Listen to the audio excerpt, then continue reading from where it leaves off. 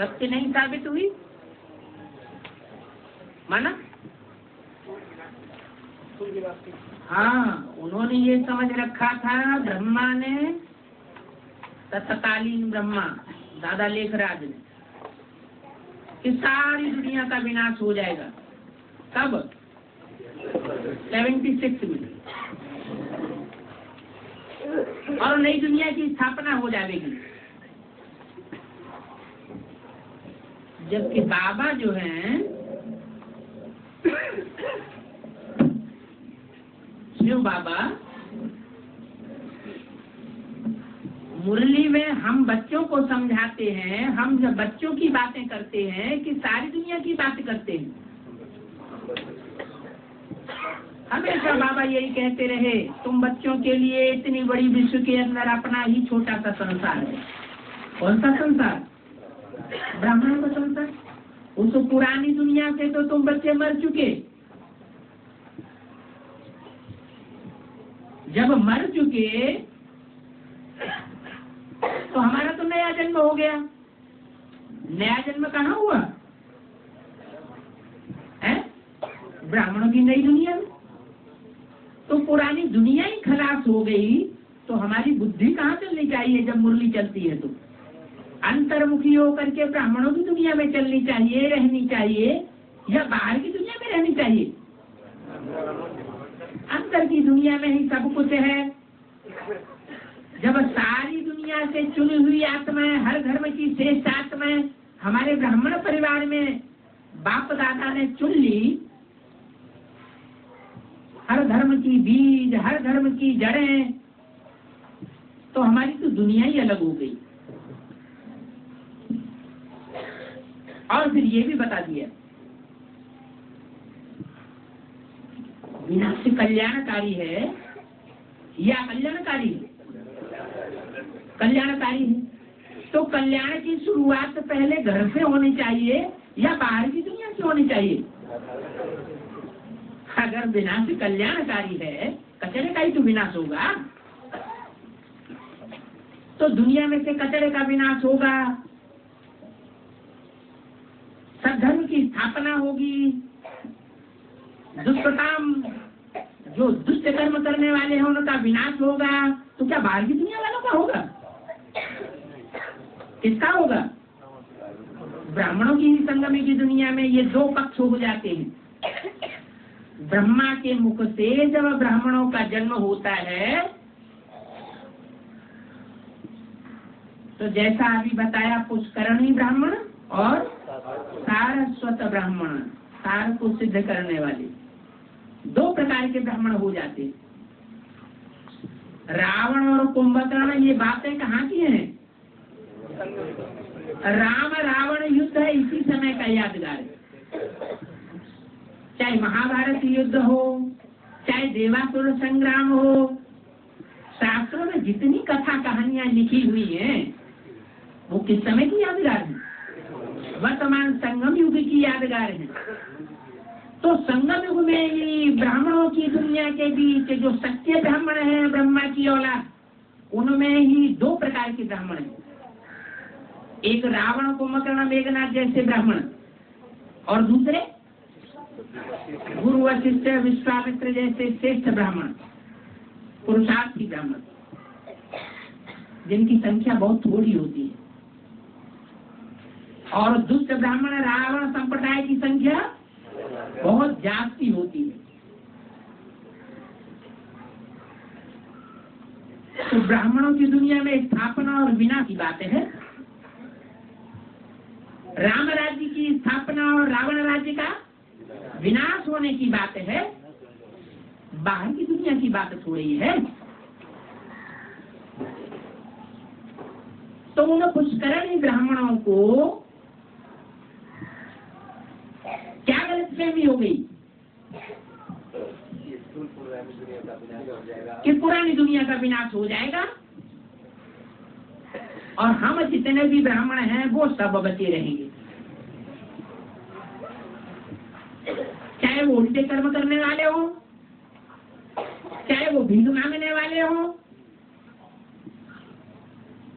चाहे कैसे भी हो। लेकिन हम ब्राह्मण बचे रहेंगे, बाकी सारी दुनिया खलास हो जाएगी।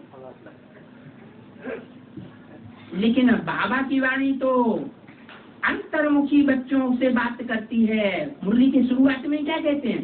रूहानी बाप रूहानी बच्चों से बात करते हैं, देहाभिमानी बच्चों से बात ही नहीं करते। तो जो अंतर्मुखी होकर के बाबा की वाणी सुनते हैं, उनके अर्थ ही दूसरे हो जाते हैं। उन अर्थों को देह अभिमानी, जो देह को याद करने वाले हैं, जिन्होंने ब्रह्मा की देह को याद किया, मुरलियों में मना करने के बावजूद भी ब्रह्मा के ढेर सारे चित्र बनाए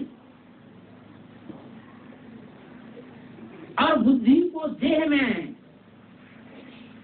रमण करने वाला बना दिया। तो ब्रह्मा के जीवित रहने तक जो भी बच्चों ने ब्रह्मा से पालना ली, उनकी बुद्धि कैसी हो गई? बहिर्मुखी हुई या अंतर्मुखी हुई? उन्होंने ब्रह्मा की बाहर की देह को, आवाज देने वाले डब्बे को पहचाना। किसको नहीं पहचाना? जो सुप्रीम सोल शिव उसमें कार्य कर रहा था, प्यार देने का पार्ट बजाय रहा था, उसको नहीं पहचाना।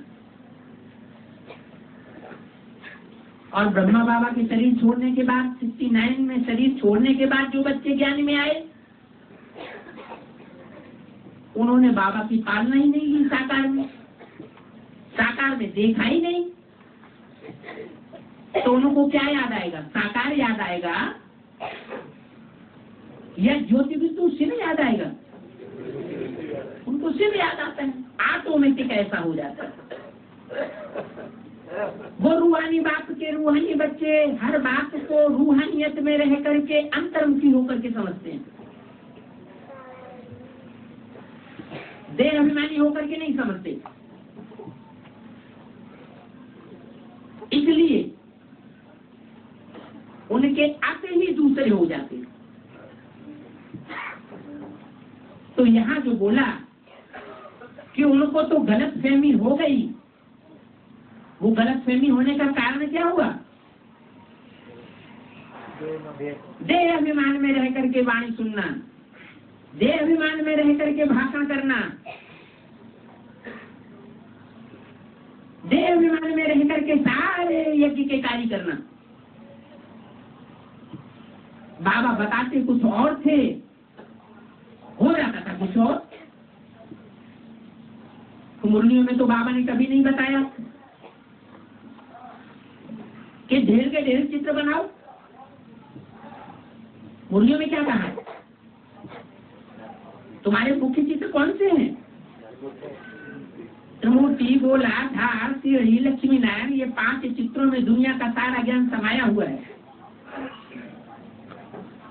माया की मत पर ढेर के ढेर चित्र बनाए दिए, लेकिन उनकी बुद्धि में ये बात नहीं बैठी। फिर भी मम्मा के शरीर छोड़ने के साथ ही साथ ढेर के ढेर चित्र बनाई दिए। देह अभिमान में रहने से देहधारियों से प्रीति भी जुड़ जाती है। अमुक अमुक देहधारियों की जो वाचा है, जो कर्मणा है, जो काम है, देहधारियों से प्रीति होने के कारण उनके काम भी उनको पसंद आते हैं। बाबा की बातें भूल जाती है, ढेर के ढेर चित्र निकल पड़े। बाबा ने कहा और किया। क्या किया? बाबा ने दुनिया से दूर ले जाकर के आबू पर्वत पर एकांत में ध्यान योग में रहने का पुरुषार्थ किया और कराया। लेकिन बच्चे भूल गए। जैसे बाबा कहते हैं सन्यासी जब सतो प्रधान होते हैं तो जंगल में जाकर के रहते हैं, उनकी सतो प्रधानता के आधार पर स्वतः ही उनको रोटी दाल पहुंचती रहती है, और जब तमो प्रधान बनते हैं तो तो शहरों में घुस पड़ते हैं। तो ऐसे ही हुआ। बाबा कभी नहीं चाहता था कि प्रदर्शन की वृत्ति बढ़े। अगर चाहता भी था तो जड़ चित्रों की प्रदर्शनी की तरफ बाबा ने इशारा दिया है, या ब्राह्मण बच्चे अपना रूहानी चित्र ही इतना तीखा, इतना तीखी रूहानियत वाला बनाए कि वो प्रदर्शन योग्य हो। विश्व की आत्माएं स्वतः ही आकर्षित हो जाएं। आखिर इनको मिला क्या है?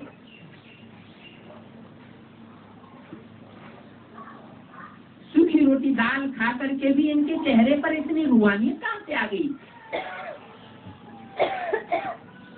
तो बाबा ने मुरलियों में जड़ चित्रों की ओर प्रदर्शन करने के लिए दबाव दिया या चैतन्य चित्र बनाने के लिए दबाव दिया? लेकिन हुआ क्या?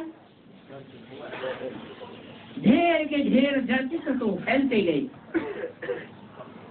प्रदर्शन की प्रक्रिया बढ़ गई। लेकिन ये सब किन आत्माओं के द्वारा होता है? सिर्फ प्रदर्शन ही नहीं, बाबा जब तक जीवित रहे तब तक बड़े बड़े सम्मेलन, बड़े बड़े मेले नहीं होते थे। बाद में क्या हुआ? बड़े बड़े मेले, मलाखड़े, सम्मेलन, कॉन्फ्रेंस आदि होने लगी। ये सब भारतीय परंपरा है ज्ञान योग की या विदेशियों की परंपरा है?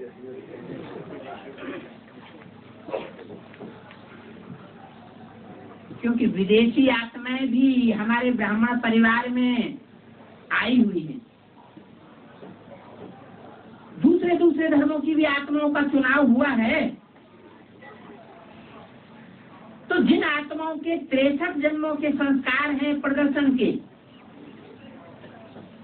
ज्ञानी योगी होते नहीं हैं, लेकिन दिखाते ऐसे हैं जैसे कि हम बड़े बड़े ज्ञानी हैं, बड़े योगी हैं। बहिर्मुखी होकर के प्रदर्शन की वृत्ति रहती है। तो ऐसी आत्माएं जो हैं वो स्वयं भी ऐसे कृत्य करती हैं और अपने फॉलोअर से भी कराती हैं।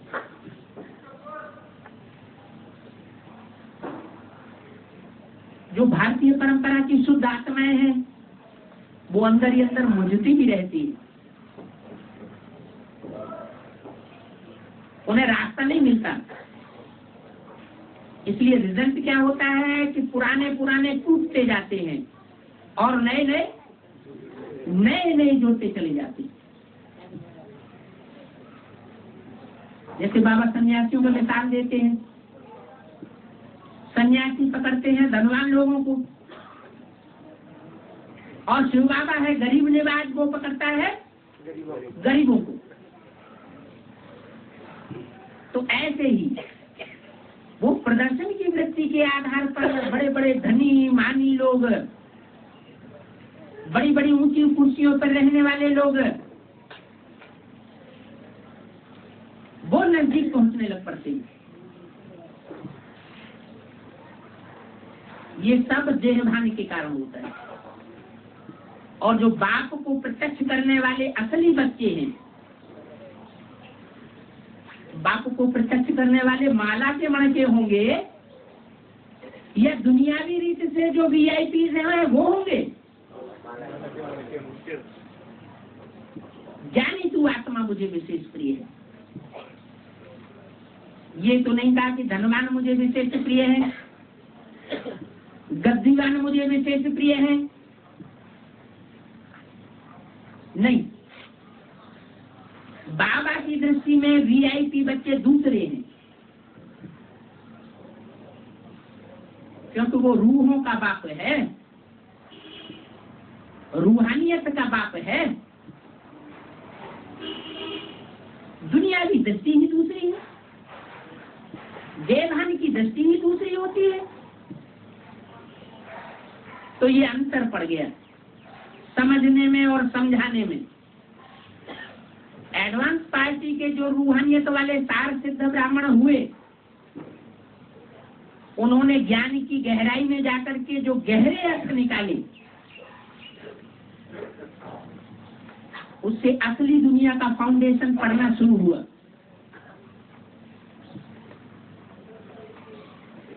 जो हर धर्म की चुनी हुई बीज रूप आत्माएं हैं, वो निकलना शुरू हुई।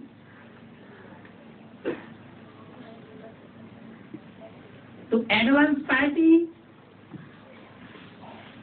अंदर अंदर आगे बढ़ने वाली साबित होती है, लेकिन बाहर से कोई दिखावा नहीं करती। और जब बाहर से दिखावा करना शुरू करती है, तो एडवांस पार्टी का भी वही हाल होता है। जो बाबा ने बोला, पहले भी बोला था, और वो महावाक्य अब भी लागू होते हैं। क्या?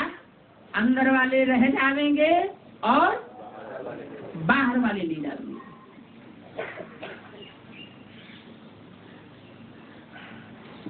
तो यहाँ इस बात का ध्यान रखना है कि हम सार को पकड़ने वाले सार सिद्ध ब्राह्मण बन रहे हैं और दूसरों को बना रहे हैं, या भक्तों को पकड़ पकड़ करके अंदर ला रहे हैं, जो सिर्फ दर्शन करना जानते हैं। बाप की पहचान जिनकी बुद्धि में नहीं बैठती, अगर सिर्फ दर्शन करने वालों को इकट्ठा किया, तो जैसे ब्राह्मणों की दुनिया में 76 में विनाश हुआ था, वो तो शुरुआत हुई थी, ऐसे एडवांस पार्टी में भी जो भक्त किस्म की आत्माएं हैं, ज्ञानी तो आत्मा नहीं है, ज्ञान के आधार पर बुद्धि से बाप को, अपनी आत्मा के पार्ट को और ड्रामा के गुह्यतम राजों को नहीं जान पा रही हैं, या नहीं जान पाएंगी, उनका फिर विनाश हो जाएगा। विनाश हो जाएगा माना क्या? शरीर से खलास हो जाएंगे? शरीर से नहीं खलास हो जाएंगे, अनिश्चय बुद्धि बन जाएंगे। जो गीता में शब्द आया है, निश्चय बुद्धि विजयते, इसका मतलब है जो अनिश्चय बुद्धि आत्माएं बनेंगी ज्ञान की कमी होने के कारण, देवभान ज्यादा होने के कारण, आत्मिक स्थिति की प्रैक्टिस कम होने के कारण, वो फिर बहिर्मुखी होकर के हर बात को पकड़ेंगी। इसलिए ऐसे नहीं समझना है, ऐसे नहीं खुश होना है कि हम तो सार सिद्ध होने वाले बन गए। यहां भी छटनी होनी है, अपने अंदर ध्यान के देखना है कि हम सार को सिद्ध करने वाले सार सिद्ध ब्राह्मण बन रहे हैं, ऐसा तो नहीं कि हमको पुश करके आगे बढ़ाया जा रहा है। जो आत्मा ज्ञान को समझ जाती है, वो अपनी शक्ति से आगे बढ़ती है, और जो ज्ञान की गहराई को नहीं समझती, बाप की पहचान, ड्रामा की पहचान, अपनी आत्मा की पहचान वो नहीं कर पाती कि मेरी आत्मा कौन से ग्रुप में कहाँ कैसे विशेष पार्ट बजाने वाली है, ये मंथन कर ही नहीं पाती। तो ऐसी आत्माओं का पतन होना सिर्फ निश्चित है। अभी संगम युग में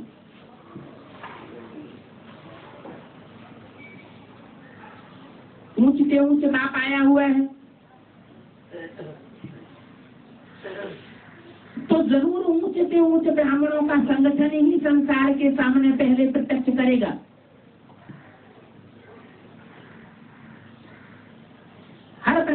जो आत्माएं ब्राह्मणों की दुनिया में अभी हैं, चाहे बीके में चाहे एडवांस में,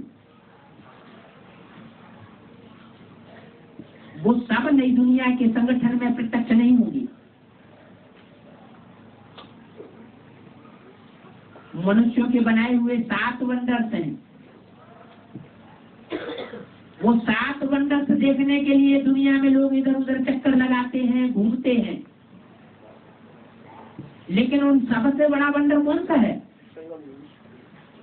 जो परमात्मा बाप आकर के स्थापन करते हैं ब्रह्मा के द्वारा। ब्रह्मा द्वारा स्थापना नई दुनिया की जो गायन है,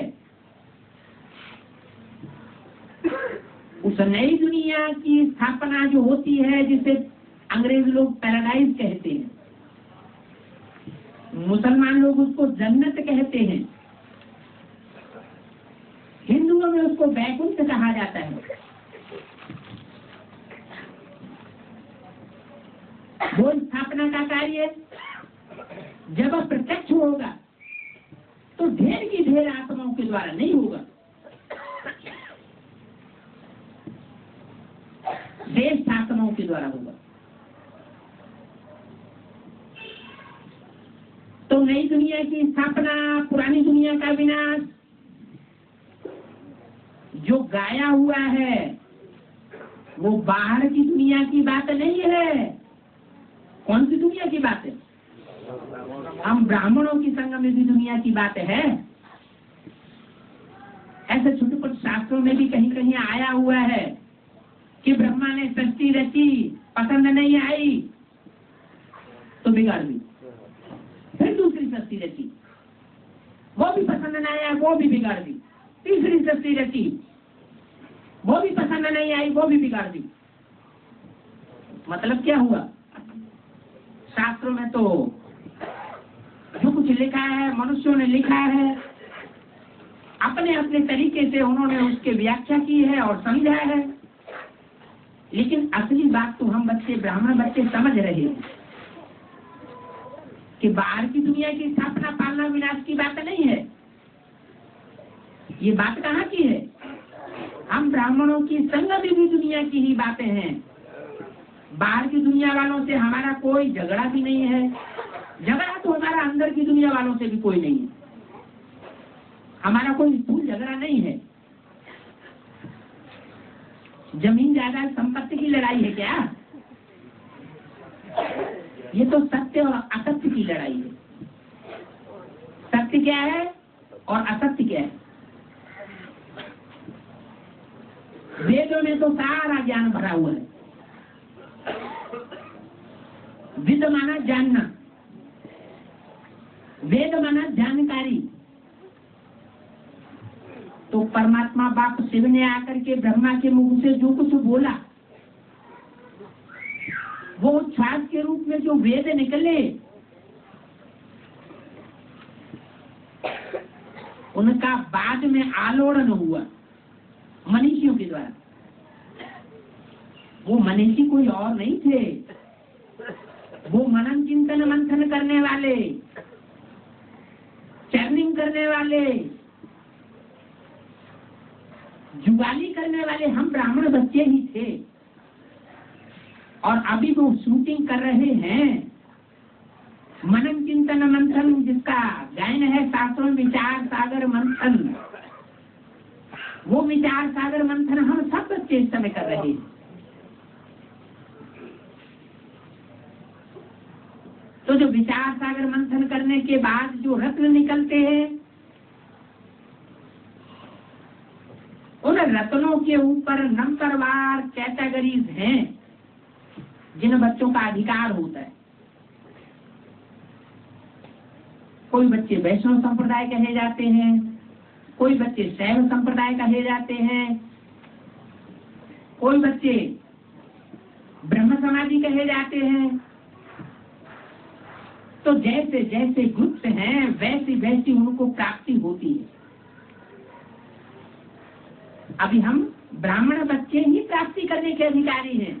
स्थूल में कुछ नहीं दिखाई पड़ रहा है, लेकिन अंदर अंदर आत्मा के अंदर सब प्रकार की शूटिंग होती जा रही है।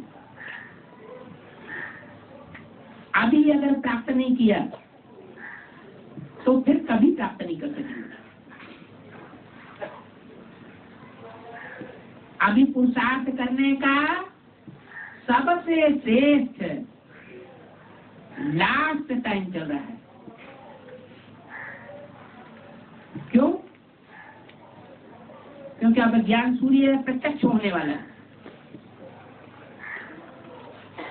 वास्तव में ब्राह्मणों की संगम युग दुनिया का जो भी कार्य है स्थापना विनाश का, वो अब संपन्न होने जा रहा है। बहुत ज्यादा दूर समय नहीं रह गया। इस समय के पुरुषार्थ की एक एक सेकंड का बहुत महत्व है।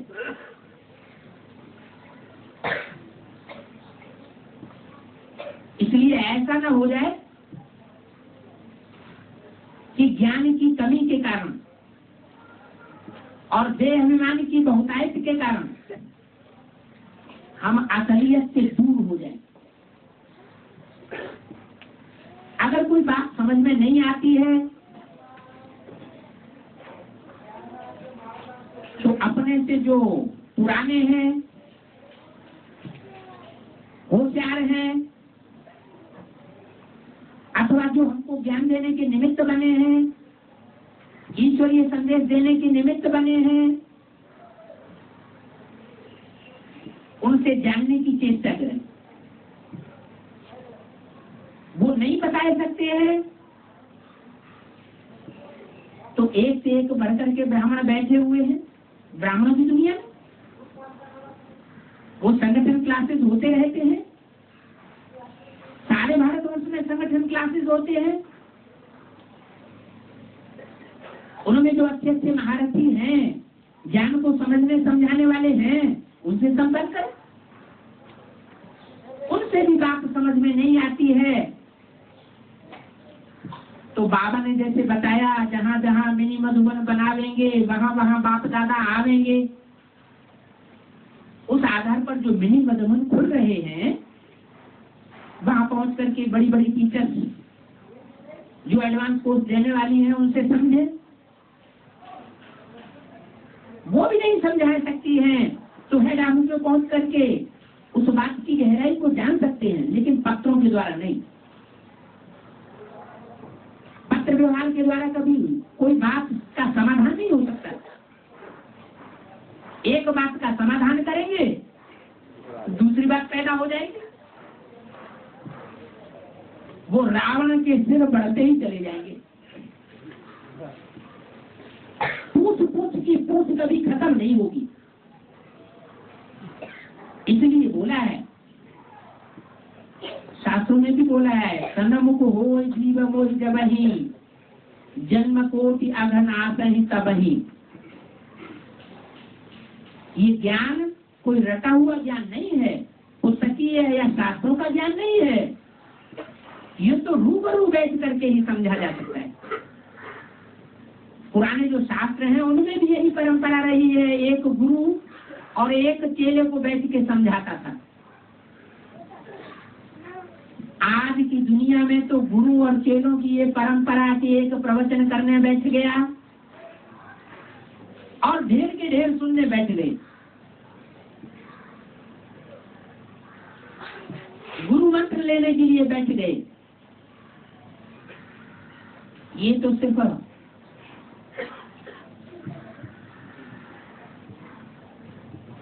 एक बात ऐसी है जो धन कमाने की इच्छा से है, धनी कना, मान मर्तबा पाने की इच्छा से है, उसमें कोई तत्व नहीं है। ईश्वरीय प्राप्ति इस प्रकार की नहीं होती है। ईश्वर तो ऐसी प्राप्ति कराने आया है जो सदाकाल की प्राप्ति है। प्राप्ति करने वाले और कराने वाले अनेक जन्मों की प्रारब्ध प्राप्त करेंगे।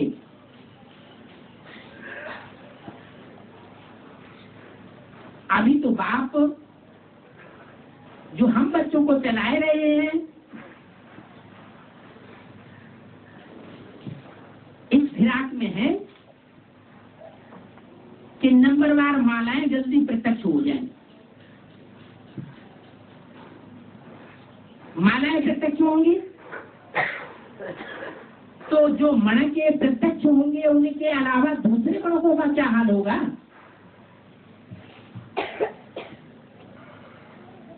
जो मण के प्रत्यक्ष होकर के संसार के ब्राह्मण परिवार के, पहले तो ब्राह्मण परिवार के सामने प्रत्यक्ष होंगे, तो ब्राह्मण परिवार के अंदर तो उनकी जय जयकार होगी, और जो अब्राह्मण है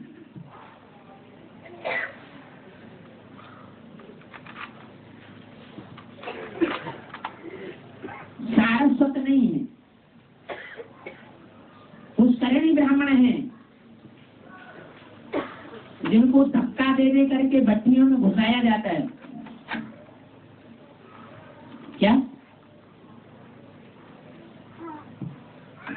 जानते हैं कि इनको निश्चय नहीं हुआ है, जानते हैं कि इनकी धारणाएं अच्छी नहीं है, खान पान की, रहन सहन की, मिलने जुलने की, फिर भी उनको योग शिविर 7 दिन की भक्ति में ऐड कराई देते हैं।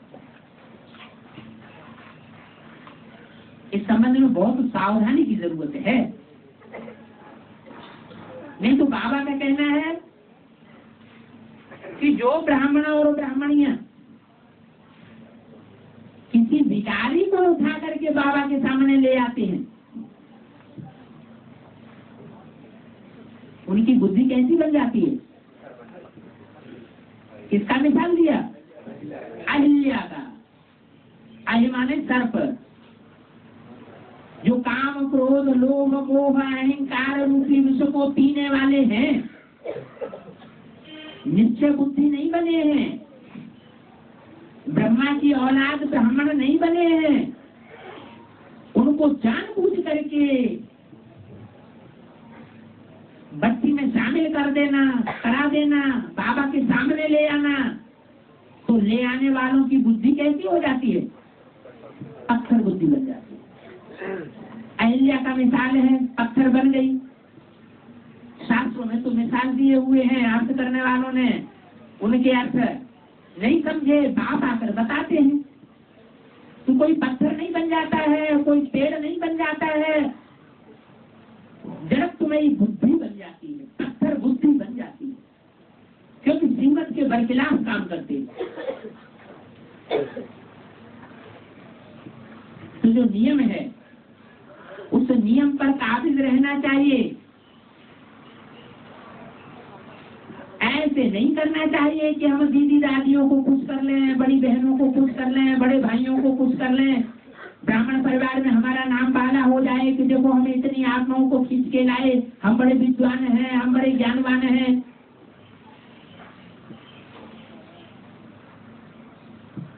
इससे सुधार नहीं होगा,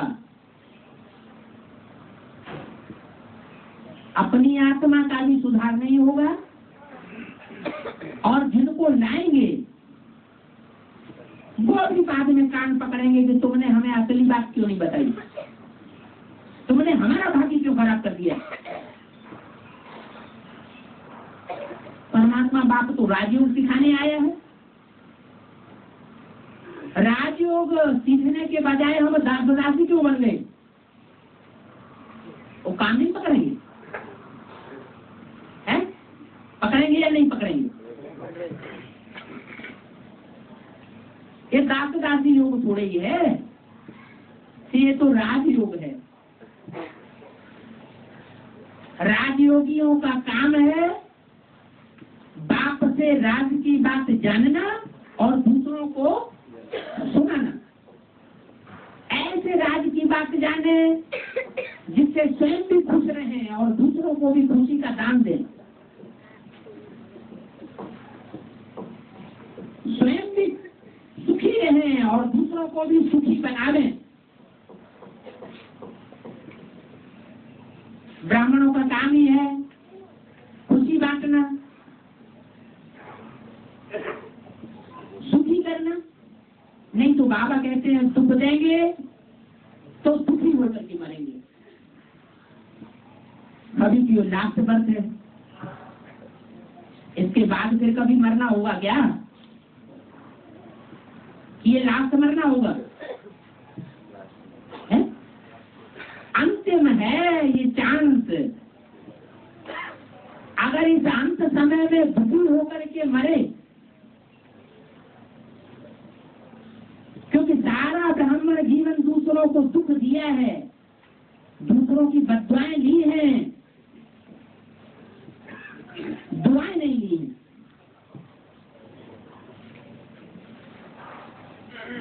तो जो बद्दुआएं लगातार सारा ब्राह्मण जीवन लेने के आदि बन चुके हैं, तो अंत समय में उनको सुख मिलेगा या दुख मिलेगा? दुख मिलेगा। अंत मते तो गति हो जाएगी।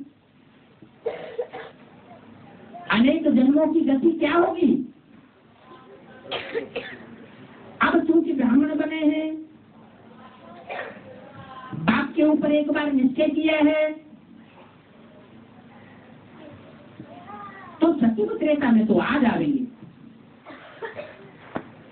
सुख की सृष्टि में तो आ जाएंगे, लेकिन बाद के जो 63 जन्म हैं उनमें सुख की प्रारब्ध नहीं पाए सकेंगे दूसरी आत्माओं के मुकाबले, जिन्होंने सुख देने का ज्यादा पुरुषार्थ किया है, दूसरों को खुशी देने का ज्यादा पुरुषार्थ किया है।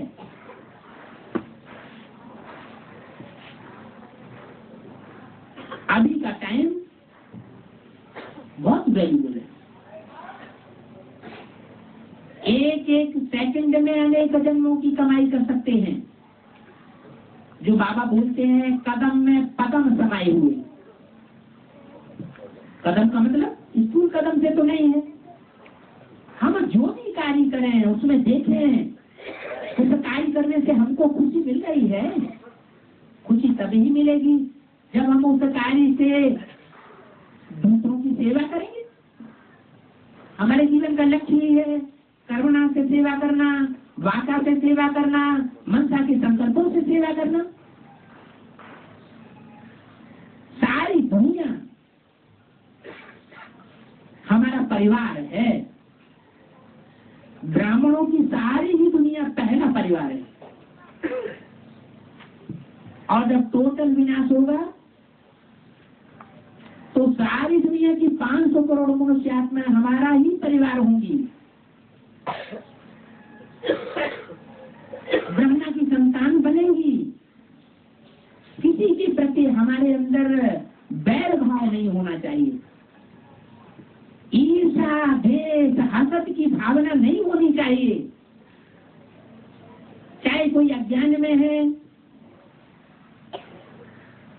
इस समय हमारा तिरस्कार कर रहे हैं, लात मार रहे हैं, तो हमें रहम आना चाहिए अंदर से कि ये हमारे ही परिवार के भांति हैं। हम तो पूर्वज की स्टेज में जाने वाले हैं। सारी सृष्टि के सब जनरेशन के जो भी 83 जनरेशन है, 84 कहिए, उन सबके हम पूर्वज हैं। तो कितनी ऊंची भावना होगी। जो बड़ा होता है वो छोटों के प्रति क्षमाशील होता है।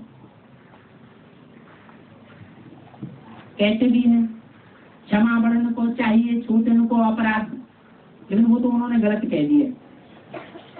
ऐसे नहीं, छोटों को अपराध ही करना चाहिए नहीं। उसका भाव यह है कि अगर छोटे अज्ञानता में आकर के, क्योंकि छोटे हैं ना, बुद्धि तीव्र नहीं है उतनी। कोई बच्चे ऐसे होते हैं बहुत बड़े हो जाते हैं, उनकी बुद्धि तालु नहीं बन पाती। कोई ऐसे बच्चे होते हैं छोटी उम्र में ही बहुत होशियार हो जाते हैं, बहुत समझदार, सेंसिटिव हो जाते हैं। तो हम आपके जो ब्राह्मण बच्चे इस समय एडवांस नॉलेज में हैं, एडवांस में जा रहे हैं, उनका काम है कि दूसरों को ज्यादा से ज्यादा खुशी करके, खुश देकर, सुख दे करके, और हम सुखी ही सृष्टि का निर्माण करें अपने लिए। जो करेगा अपने लिए करेगा, ऐसे नहीं कि हम करेंगे तो दूसरों के लिए करेंगे। अभी टाइम चल रहा है, जैसा हम बीज बोएंगे वैसा हम जन्म जन्मांतर काटेंगे। खुशी का दान करेंगे तो खुशी प्राप्त करेंगे। अभी का समय है असली खेती करने का। कहते हैं कि समय पर जो बीज बोया जाता है वो ज्यादा फल देता है, और जब मौसम निकल गया फिर बीज बोने से उतनी पैदाइश अच्छी नहीं होती है। तो अभी बहुत श्रेष्ठ टाइम चल रहा है। आप कहें क्या श्रेष्ठ टाइम चल रहा है? अवस्थाएं तो खराब होती जा रही है। द्वापर युग में चौथी अवस्था चल रही है। एक बात पूछना है। खड़े होकर पूछो। एक आत्मा को हम 3-4 साल से ज्ञान में लाए हैं, तो समझ पाते कि नहीं पाते हैं, वो बहुत कुछ उसको रास्ता में लाने के लिए हम बहुत कुछ कोशिश किए हैं। 1 मिनट, अभी भरी सभा में वो प्रश्न करिए, वो बातें करिए जो जनरल बात हो, पर्सनल बातें नहीं करना। अभी जो तो लंबा हो जाएगा। नहीं, आप जो अभी बोले हैं ना, जो आत्मा समझती नहीं है उसको लाने देखते हैं तो आने नहीं पाती है, वही इसलिए हम पूछ रहे हैं। यहाँ का जो नियम बना हुआ है वो ये नियम है कि जो निश्चय बुद्धि बन जाए उन्हीं को लाना है। जिन्होंने बाप को पहचान लिया उनको लाना है, दूसरों को नहीं लाना है। इसके लिए एफिडेविट की भी व्यवस्था कर दी गई। एफिडेविट माना कोर्ट में जाकर के ये शपथ पत्र लें कि हमने इस तरीके से पहचान लिया, ज्ञान के आधार पर पहचान लिया, मुरलियों और अव्यक्त वाणियों के आधार पर पहचान लिया। आप झूठा एफिडेविट भरवा लें, साइन करा लें, और यहाँ देखने में आता है निश्चित तो है ना। बाबा पूछे तो बोला है बाबा तो निश्चित है, जितना भक्ति मार्ग में जो धक्का खाया है वो सब अभी तक नहीं गया है। तो बोला बाबा का तो निश्चित है, हमारा क्यों नहीं होता है, योग क्यों नहीं लगता है, बार बार दूसरा तरफ बुद्धि तो उड़ता है। हम तो बाबा को निश्चित किए हैं, तभी भी वो भक्ति मार्ग क्यों आ रहा है। बात यह है कि 63 जन्म संस्कार रहे हैं भक्ति के, और 63 जन्मों में जो राम और राम की कैटेगरी की ज्ञानी तू आत्माएं हैं, उन आत्माओं से कोई का संपर्क, संसर्ग, संबंध ज्यादा रहा है अनेक जन्मों तक, और कोई का संबंध, संपर्क, संसर्ग कम रहा है। तो अनेक जन्मों में जो आत्माएं ज्यादा संसर्ग, संपर्क, संबंध में जुटी है वो उसी कैटेगरी की बनेगी ना, इसलिए उनका योग भी अच्छा लगेगा। अगर दूर हो गई है, सारी दुनिया रावण संप्रदाय है, गिरती हुई कला में ले जाने वाली है, तो कमजोरों के संपर्क में, संसर्ग में जाने वाले जो हैं वो कमजोर बनेंगे। कमजोर आत्मा दुख भोगती है या पावरफुल आत्मा दुख भोगती है? जितना जितना मनुष्य वृद्ध होता जाता है उतना उतना ज्यादा दुखी होता जाता है, क्योंकि इंद्रियां कमजोर होती जाती है। तो आत्मा अभी आएंगे कि नहीं? बहुत बार जो हम ये कर रहा है, बहुत बाबा का बहुत कुछ सुना रहा है, बहुत कुछ ये कर रहा है, वही हम पूछ रहे हैं कि ये आत्मा आ सकेगी कि नहीं। हमारा ठेका पहले आत्माओं को लाने का नहीं है, पहला ठेका है हम श्रीमत पर चलें।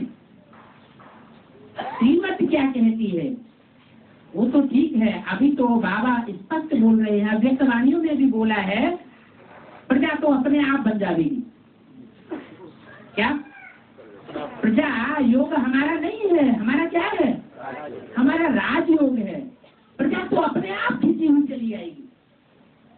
अभी पहले हमको करना क्या है, जो ब्राह्मण परिवार की श्रेष्ठ आत्माएं हैं उन आत्माओं को आगे बढ़ाना। चाहे एडवांस नॉलेज में वंचित हो गई है और चाहे बेसिक नॉलेज में वंचित हो गई है, वो ओल्ड इज गोल्ड। उन पुरानी आत्माओं को जीव दान दे करके, जैसे लक्ष्मण को क्या किया गया, संजीवनी बूटी सुनाई गई तो शक्तिशाली हो गए, रावण से टक्कर लेने योग्य बन गए। तो ऐसे ही यहाँ जो आत्माएं, ब्राह्मण आत्माएं, पहले घर का सुधार करना है कि पहले बाहर का सुधार करना है? हाँ, कोई कोई ऐसे भी हो सकते हैं जो पूर्व जन्म में ब्राह्मण रह चुके हो, अभी दोबारा जन्म लेकर के आए हो और वो स्वतः ही हमारे संपर्क में आ रहे हो, संबंध जोड़ने की कोशिश कर रहे हो, संसर्ग में आना चाहते हो, तो उनको तो लेना है। बाकी जो आत्माएं सुनना ही नहीं चाहती, उनके पीछे धक्का दे करके उनको चलाना, उनकी इच्छा नहीं है सुनने की, फिर भी हम खींच खींच के ला रहे हैं, तो ये सहज योग हुआ क्या? ये तो धक्का देने से पुष्करणी ब्राह्मण बनेंगे या पावरफुल बनेंगे? पुष्करणी ब्राह्मण बन जाएंगे। ठीक है, बाप के परिवार के नजदीक आ जाएंगे, बाप की दिव्य दृष्टि उन्हें प्राप्त होगी, डायरेक्ट बाप से कनेक्शन होगा, तो कुछ न कुछ असर तो पड़ेगा। लेकिन जैसा बनना चाहिए, जैसा बनाना चाहिए, बनाने वाले ने वैसा नहीं बनाया। बाबा कभी नहीं कहते किसी को भक्त बनाओ,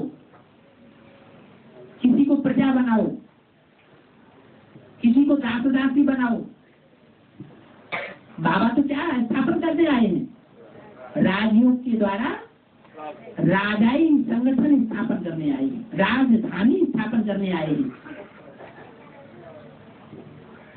अगर कमजोर आत्माओं को इकट्ठा करते रहे तो आपकी राजधानी कैसी बनेगी? कमजोर राजधानी बनेगी, हिलती डुलती रहेगी, शत्रुओं के आक्रमण होते रहेंगे, आप परेशान रहेंगे, राजाई क्या मुसीबत हो जाएगी। तो ऐसी राजाई लेनी है क्या? राजाई तो सुख समृद्धि के लिए ली जाती है, सुखी रहने के लिए ली जाती है, या अनेक प्रकार की चिंताएं बढ़ाने के लिए ली जाती है।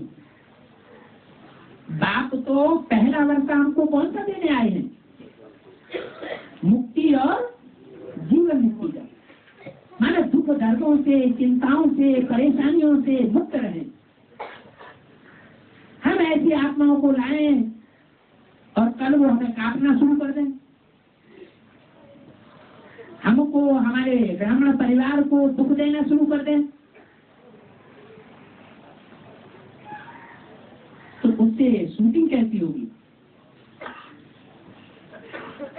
शूटिंग हमारी बनेगी या बिगड़ेगी?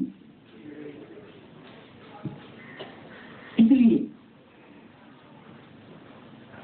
एक एक बात की गहराई में जाकर के तब हम कदम बढ़ें। नहीं समझ सकते हैं, फैसला नहीं ले सकते हैं, तो बाबा से पूछें। होता क्या है कि जो जो इस समय ज्ञान में आ रहे हैं वो खुद मुख्तियार बन जाते हैं तुरंत। जो संदेश देने वाले हैं, ज्ञान में लाने वाले हैं, एडवांस कोर्स देने वाले हैं, उनका रिगार्ड भी नहीं करते। शास्त्रों की परिभाषा में ऐसों को क्या कहा जाता है?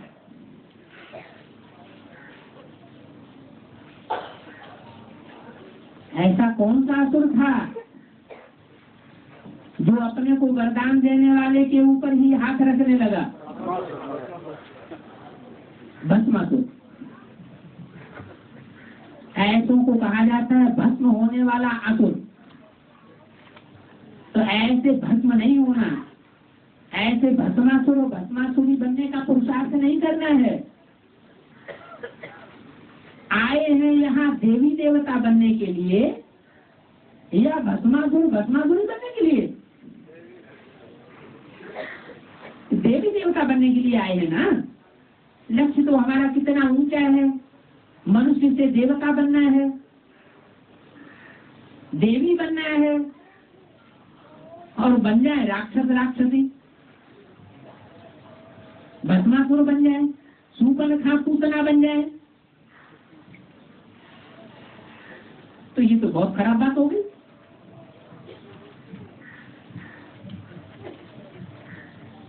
समय की वैल्यू नहीं है, व्यक्तियों की परख नहीं है।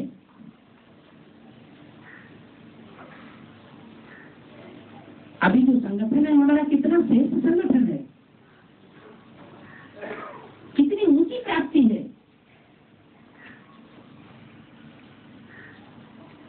बाप के जो वर्तन हमको मुरली में सुनने को मिलते हैं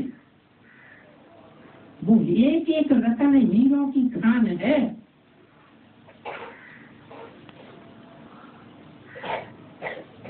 लेकिन हम आपसी झगड़ों में, आपसी वाइब्रेशन के टकराव में, आपसी वाचा के टकराव में,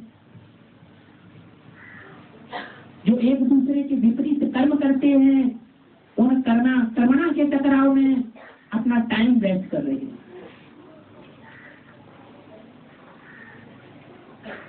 अगर ऐसा ही करते रहे तो अभी तो कलयुगी शूटिंग शुरू होने वाली है ब्राह्मणों की संगमी की दुनिया में।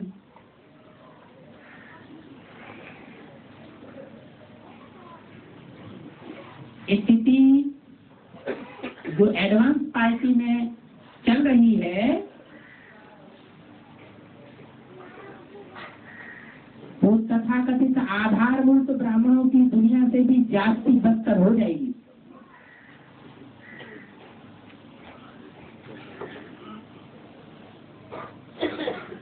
अंदर वाले रह जाएंगे और फिर भी बाहर वाले ले जाएंगे। बाहर वाले कौन?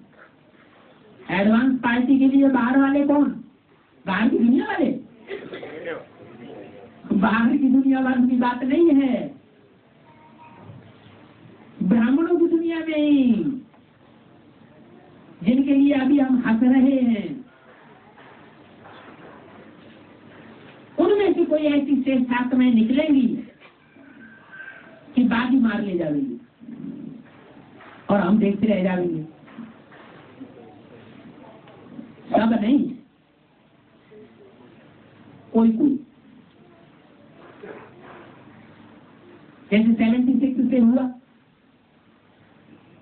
ऐसे नहीं कि नए नए आने वाले सारे ही एडवांस में आ गए हूं। 69 के बाद, मम्मा बाबा के शरीर छोड़ने के बाद जो भी ब्राह्मण बने वो सारे ही एडवांस में आ गए हो, ये कोई जरूरी नहीं हुआ।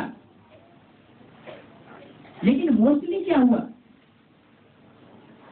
पुराने पुराने रह गए, जो दीदी दादी दादाएं कहे जाते थे, वर्षों पुराने समय से पुरुषार्थ कर रहे थे, पुराने पुराने ऋषि मुनि सन्यासी, वो रह गए और नए नए एडवांस में बाजी मार गए।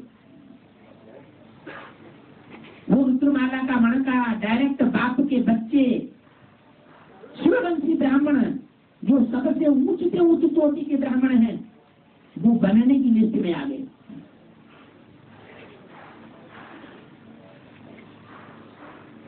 तो जैसे पहले हो चुका है एक बार, जैसे अब भी हो सकता है और होगा। कोई भी बात की गहराई में जाने के लिए अंतर्मुखी होना पड़ता है, एकदम अंतर्मुखी। दूसरी आत्माएं हमको डिस्टर्ब करेंगी, कोई हमारे साथ बहुत ज्यादा प्यार जताएंगी, अपनी ओर खींचने की कोशिश करेंगे या हम किसी को खींचने की कोशिश करेंगे? ये सब है देह अभिमान के रिजल्ट। जितना जितना हम अंतर्मुखी होकर के अपने अंदर सोचेंगे और सोच करके पुरुषार्थ में आगे कदम बढ़ाएंगे, सोते सोते भी पुरुषार्थ कर सकते हैं। रात में बाबा की याद में सोए, दुनियावी संकल्पों को कंट्रोल किया, ज्ञान युक्त संकल्पों में सोना शुरू किया या बाबा की याद में सोना शुरू किया, तो सारी रात जो भी निद्रा होगी वो कैसी होगी? सात्विक स्टेज वाली होगी। और सवेरे उठते समय विशेष पुरुषार्थ कर लिया कि उठते ही हम कहीं बातचीत में न लग जाएं, कोई छोटा मोटा और इधर उधर का काम करने में न लग जाए। कम से कम 10-15 मिनट अपनी आत्मिक स्थिति को जरूर मजबूत करें। है तो अमृत बेला बहुत लंबा। पुरुषार्थ करने वाले पुरुषार्थी चाहे तो अंतर्मुखी बनने की प्रैक्टिस 1 बजे से लेकर के 5 बजे, पौने 5 बजे तक भी कर सकते हैं। उस लिस्ट में नए नए आने वाले जो हैं वो पुरुषार्थ करके बाजी मार ले जाएंगे। अभी मनसा सेवा का टाइम चल रहा है या कर्मणा और वाचा सेवा का टाइम चल रहा है? अभी मनसा सेवा फास्ट अगर करनी है तो मनसा को सेट करने के ऊपर बहुत ध्यान देना है। बाकी सब निमित्त मात्र।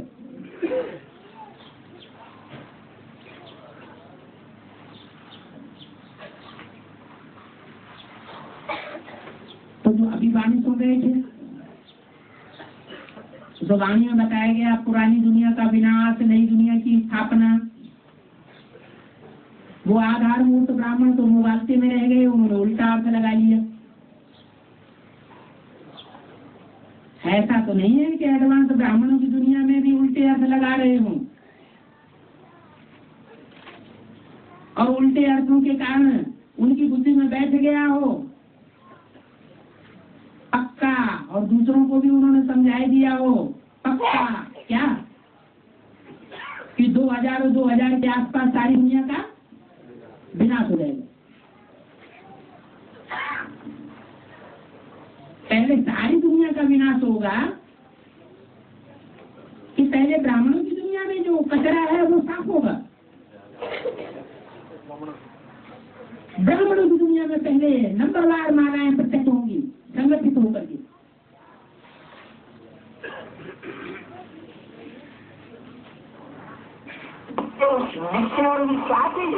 जा रहा था उसकी आवाज सारी ब्राह्मणों की दुनिया में फैल गई। तो तथाकथित बहिर्मुखी ब्राह्मणों ने क्या करना शुरू कर दिया? उसी टाइम पर क्या किया? कौन सा प्रोग्राम बना लिया है? हाँ, रथ यात्रा निकालना। हर शहर में रथ यात्राएं होने लगी। तो ये भक्ति मार्ग का आडंबर में फंसाने वाली बात नहीं है।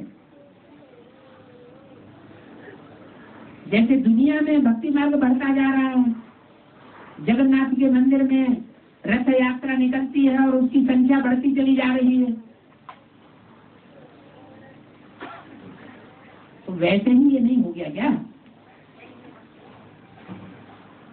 ये बात सिर्फ वहां की ही नहीं है, यहाँ के लिए भी ये बात लागू हो सकती है आगे चल के। मिनी मधुबन खुलते जा रहे हैं, गैदरिंग से एडवांस वालों की बढ़ती जा रही है, लेकिन ये अंदर से देखना असंतुष्टि तो नहीं बढ़ती जा रही है। असंतोष तो आपस में नहीं बढ़ता जा रहा है, दुख का लेन देन तो नहीं बढ़ता जा रहा है, दृष्टि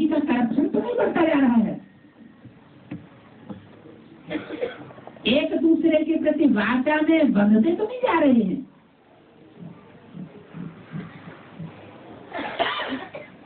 एक मुरली वही हमारी लाठी बन करके रहे, उस लाठी से ही हम पार जाएंगे, बाकी किसी के वाइब्रेशन में बंधना नहीं है, किसी से प्रभावित नहीं होना है, किसी की वाचा में भी नहीं बंधना, किसी के वाइब्रेशन में भी नहीं बनना, किसी के कर्मों से प्रभावित भी नहीं होना। ये बहुत अच्छा काम कर रहा है, वो नहीं कर रहा है, ये बहुत अच्छी सेवा नहीं कर रहा है। कौन करा रहा है? बाप करा रहा है। इस समय बच्चे तो सारे ही समूह प्रधान बने पड़े, चाहे एडवांस पार्टी के बच्चे हों, चाहे बेसिक नॉलेज आधारभूत पार्टी के बच्चे हों, सारे ही तामसी बने पड़े। समूह प्रधान आत्मा कोई सेवा का कार्य नहीं करती, तो कौन करता कराता है? इस समय बाप दादा बच्चों में प्रवेश करके बच्चों से कार्य कराए रहे हैं, दृष्टि की पावर दे रहे हैं, वाचा की पावर दे रहे हैं, अच्छी सेवा कराए रहे हैं। हम बच्चों को अहंकार आ जाता है कि हम बहुत अच्छी सर्विस कर रहे हैं, या हम दूसरों से प्रभावित हो जाते हैं कि ये बहन बहुत अच्छी सर्विस कर रही है, ये भाई बहुत अच्छी सेवा कर रहा है, और बस उसी में लटक पड़े। आपस में ही एक दूसरे में लटक जाते हैं, देहधारियों में लटक जाते हैं, और शिव बाबा को, बाप दादा को भूल जाते हैं।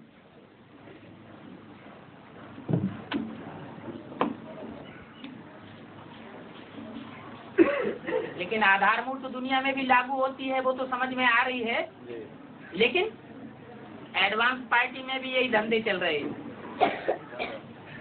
क्या ऐसे ऐसे ग्रुप्स निकल पड़े हैं जो कहते हैं अकेला बाबा थोड़े ही पतितों को पावन बनाई लेगा रंग के रंग। हम ब्राह्मण बच्चे भी तो हैं, शिव हम बन करके बैठ जाते हैं और सेवा लेना शुरू कर देते हैं।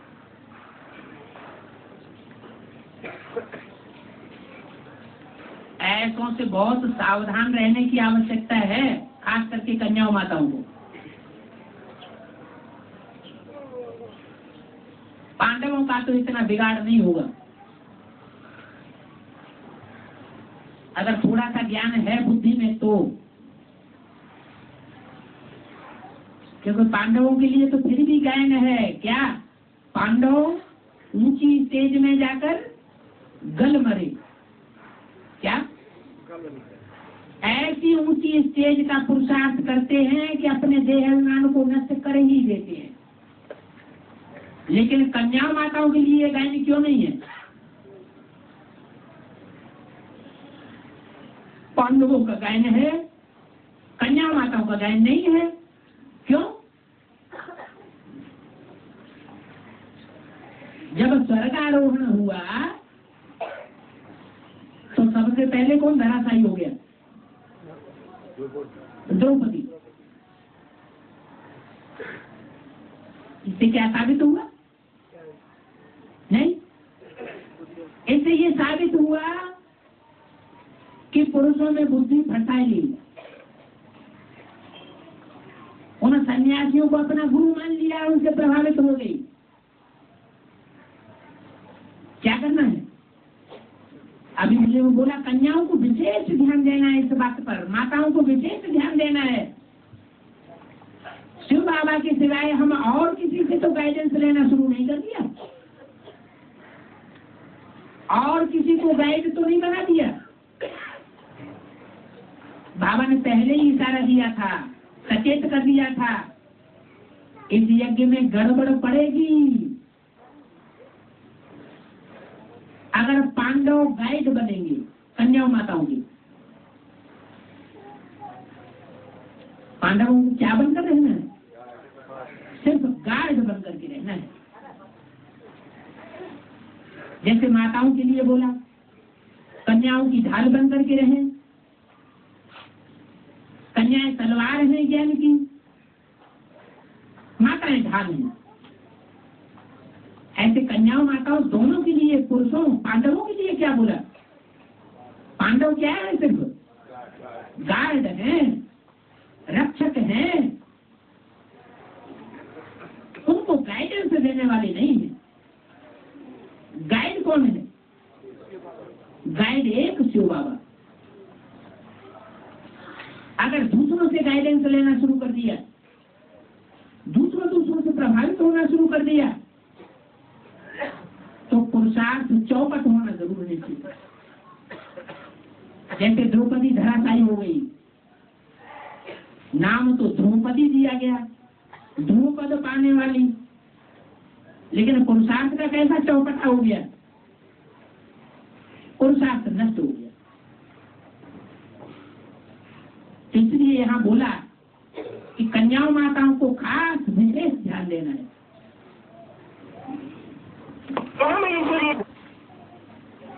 एडवांस नॉलेज में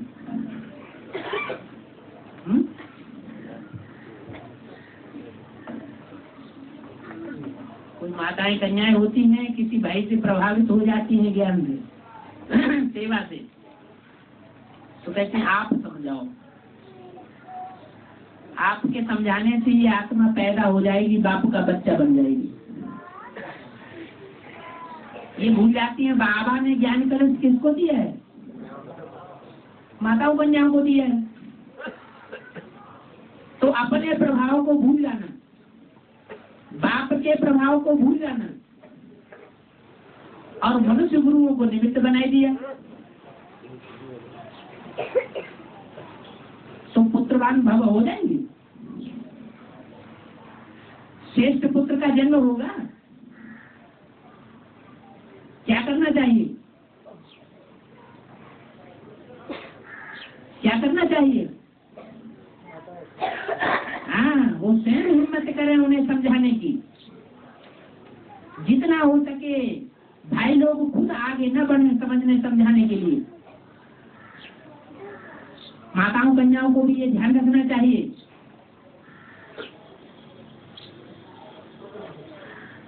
कि बाबा ने जहां तक सीमा बांध दी है पांडवों के लिए कि शिकार मार करके बाहर से लाएं, यहाँ तक उनकी सीमा है। क्या? किसी आत्मा को कन्विंस करके, बातचीत करके और उसको कन्विंस करके, प्रभावित करके ले आए। किसके सामने? कन्या माताओं के सामने। बाकी उसे पकाना, खिलाना, ये सब किसका काम? ये सब कन्या माताओं का काम। लेकिन होता क्या है? होता है उल्टा है। जो संदेश देना बाहर की दुनिया में जाकर के पांडवों का काम है, तो पांडव क्या करते हैं? कन्या माताओं को साथ में ले जाएंगे प्रभाव दिखाने के लिए। तो उल्टा हुआ और सीधा हुआ। ये तो और उल्टा कर रहे हैं। इससे देहवान वाली संतान पैदा होगी या आत्मा वाली संतान पैदा होगी? विशेष ब्राह्मण पैदा होगा या पुष्कर वो सारस्वत पैदा होगा? सारस्वत ब्राह्मण पैदाइश तभी हो सकती है जब बाबा के नियमों का हम अक्षर से पालन करते रहें।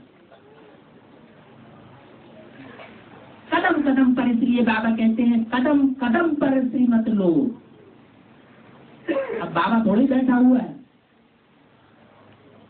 जो भी हम काम करेंगे उस काम करते समय बाबा बैठा हुआ है नहीं। बुद्धि से हम सोचें कि हम जो काम करने जा रहे हैं वो बाबा की श्रीमत के अनुकूल है, श्रीमत के प्रतिकूल तो नहीं है। अगर प्रतिकूल